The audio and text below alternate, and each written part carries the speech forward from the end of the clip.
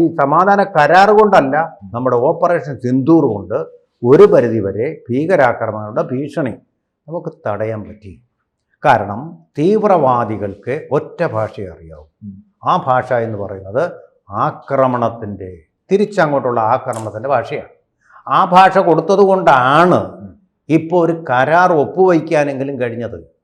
അല്ലെങ്കിൽ ഹമാസ് ഈ കരാറിൽ സമ്മതിക്കും എന്നുള്ളത് കരുതുന്നോ? ഒന്നാം ഘട്ട കരാറിൽ ഒപ്പുവെക്കുമെന്ന് കരുതുന്നുണ്ടോ? എന്നിട്ട് തന്നെ വലിയ സമ്മർദ്ദം, 67,000 പേര് മരിച്ചു കഴിഞ്ഞു. കുട്ടികൾ പട്ടിണിയിൽ, സ്ത്രീകൾ രോഗിണികൾ, പലരും ആശുപത്രിയിൽ, പോഷകാഹാരക്കുറവ്. ഇതൊന്നും അവരെ ഒരു തരത്തിലും വിട്ടുവീഴ്ചയ്ക്ക് പ്രേരിപ്പിക്കുന്നില്ല. കാരണം എന്താണ്? മനുഷ്യത്വം എന്നെ നഷ്ടപ്പെട്ട ഒരു വിഭാഗമാണ്. കൊല്ലും കൊലയും മതം മതം മതം മതം മതമാണ് പ്രശ്നം എന്ന് വിശ്വസിച്ച് നടക്കുന്ന ഒരു കൂട്ടം ആളുകളാണ്. അവർക്കിതൊന്നും പ്രശ്നമല്ല. അവർക്ക് പരലോക ജീവിതമാണ്, ആഗോള ഇസ്ലാമാണ് പ്രശ്നം. അതിനു വേണ്ടിയിട്ട്, അല്ലാതെ സ്വന്തം തട്ടകത്തിന് വേണ്ടി, സ്വന്തം ഭൂമിക്ക് വേണ്ടിയാണെന്നൊക്കെ പറഞ്ഞ് കപട ബുദ്ധിജീവികളുടെ വാദങ്ങളോടും ഞാൻ. അതുകൊണ്ട് ഇത് നമുക്ക് ഈ വലിയ പ്രതീക്ഷ എന്ന് പറയപ്പെടുന്നതിലേക്കൊന്നും പോകേണ്ട ആവശ്യമില്ല. പ്രതീക്ഷയില്ല തൽക്കാലം. പക്ഷേ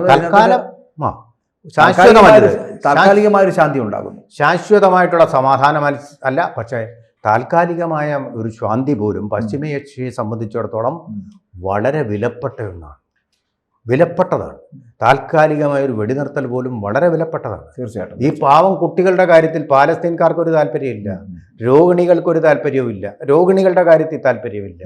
അവർക്ക് താല്പര്യം മതമാണ് മതമാണ് മതമാണ്. കൂടുതൽ വാർത്തകളും വിശേഷങ്ങളും നിങ്ങളിലേക്ക് എത്താൻ ABC മലയാളം സബ്സ്ക്രൈബ് ചെയ്യുക, ബെൽ ബട്ടണും അമർത്തുക.